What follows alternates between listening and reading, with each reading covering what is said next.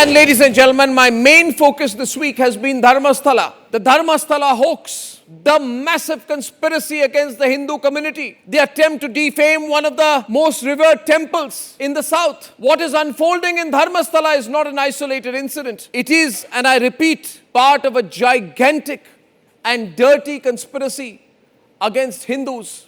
This is a textbook case of Hindu hatred that no other network wants to report because they are all pseudos. When one of the holiest sites of a faith practiced by 100 crore Indians is put on trial, when a temple is called a murder site, when the area around a temple is called a place where women are raped and murdered, and when Hinduism is put on trial on the word of a faceless masked accuser, the stakes are not local, they are civilizational.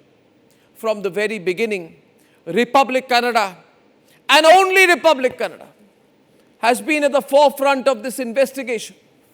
And now the so-called case is collapsing layer by layer by layer. Ladies and gentlemen, I want to warn you today about a very dangerous phenomenon of the Maoist media. The Maoist media leads a dangerous nexus of website owners, YouTubers, activists and politicians. They stand exposed. Arrests are being made today for spreading falsehoods in the Dharmasthala case. In fact, the key complainant himself has retracted his statement. The much-hyped masked man, paraded by the Maoist media, has now admitted that his claims of mass burials were false and made under pressure. Let me underline this. The holy land of Dharmasthala was dug up and desecrated in search of bodies that the complainant himself now admits never existed. That was not an investigation, it was an intentional sabotage of faith. No records, no evidence, no credibility. Yet despite this, what did the authorities do? Without basic background checks, without even verifying these scandalous claims, they rushed to form an SIT on the 20th of July and began digging and digging and digging, and the entire state government machinery of the Congress party was digging to find evidence against Hinduism. What are you doing, Sonia Gandhi, Rahul Gandhi, Robert Vadra? What are you doing? What is your government doing? 17 sites excavated to find evidence against Hinduism and not a single mass grave found. Why did it take 17 excavations to arrive at the obvious?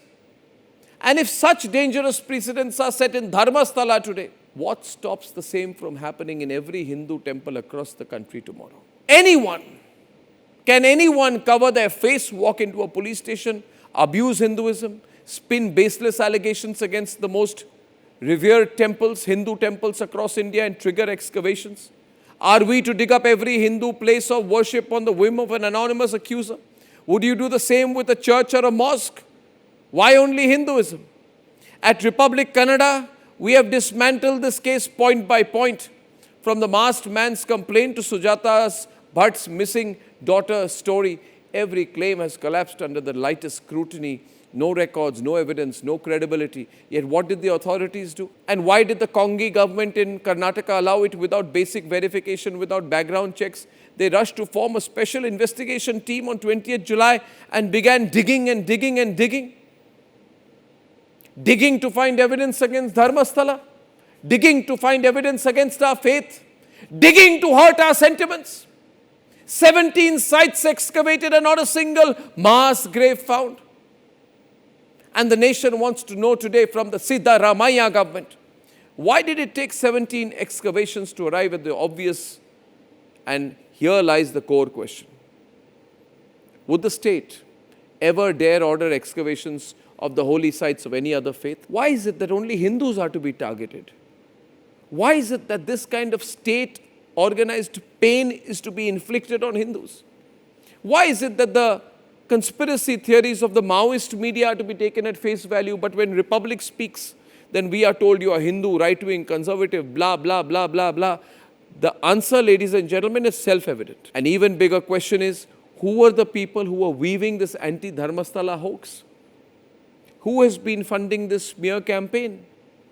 And viewers, even today, there is only one major media news organization in the country.